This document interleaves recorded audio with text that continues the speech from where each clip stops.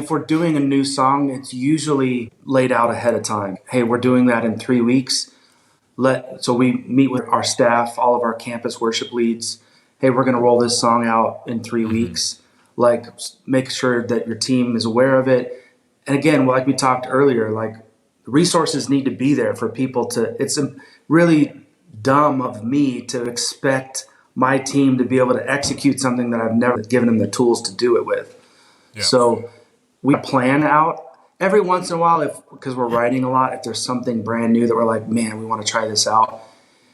At our campus specifically, I just see how it goes on team night. Like, how did the team feel about it? You guys feel good? Like, everybody, depending on how difficult the music is, and just make a judgment call on it. But typically, if it's a new song, we have it on the radar, like, this is happening 3 weeks from now. And hey, we might hit, let's practice a little bit of it this team night, let's practice a little bit the following. So that team night, we're good to go. It's like we're just running it through.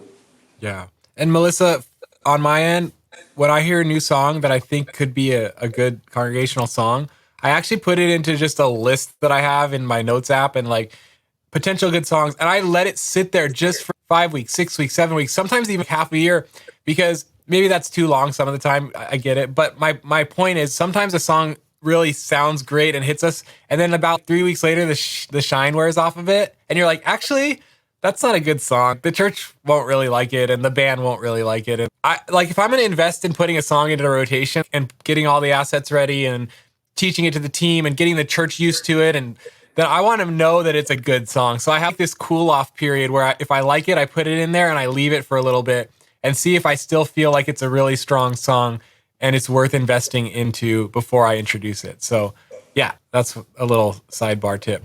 So the last question that came in, Ben, you snuck it in. Here it is. This is an easy one to answer though. How often do you do a new song in order to get the congregation to know it? Like, how many times? Yeah, like how many times, like, to push it in, and how many weeks in a row or whatever?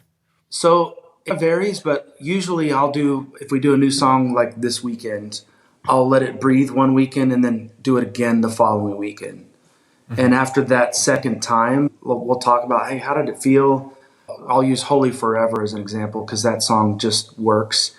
Mm-hmm. Like, the first weekend we did it, it was like, dude, this song is so good. It just worked. It was awesome. We just did it the following weekend again. Yep. But usually we'll give it 1 week break and hit it again, and then evaluate. If it's like, hey, it just went okay, I'll give it maybe 3 or 4 more weeks of a break and then do it one time and see if it works again.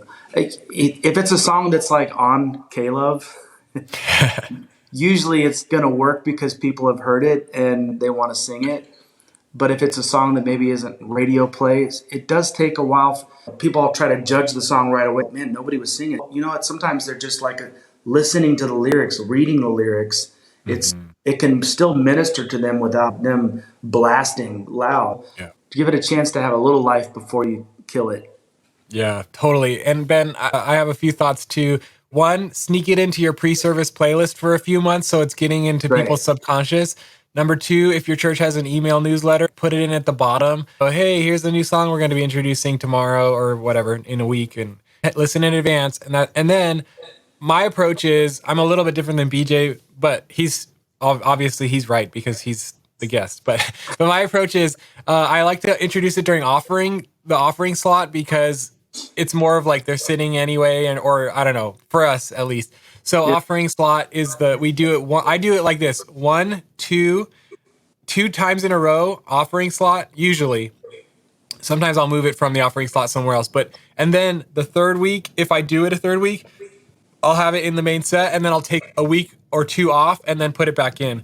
So it's usually 2 in a row, 1 off and 1 on, or sometimes 3 in a row, 1 off, 1 on. And then by then I know, I'm like, okay, they love it or they hate it, or it's working or it's not working. And then if I have to trash it, I trash it. But that's why I don't want to invest too much into it. That's why, like Melissa, I said, put it on a lose its shine list and see if it still has its shine after 2 months before you do all the resource work. Because BJ's going to be recording his own live background vocals on his track. It takes time, it takes work. So Anyway, Ben says rad, thanks. Awesome. And if you want to be part of our academy, you can try it for just $1. You get 15 days full access. You get all 10 of our in-depth courses, all of our documents, templates, ministry admin systems, everything's done for you that you can take and plop into your ministry. There's an audition process, there's worship team devos.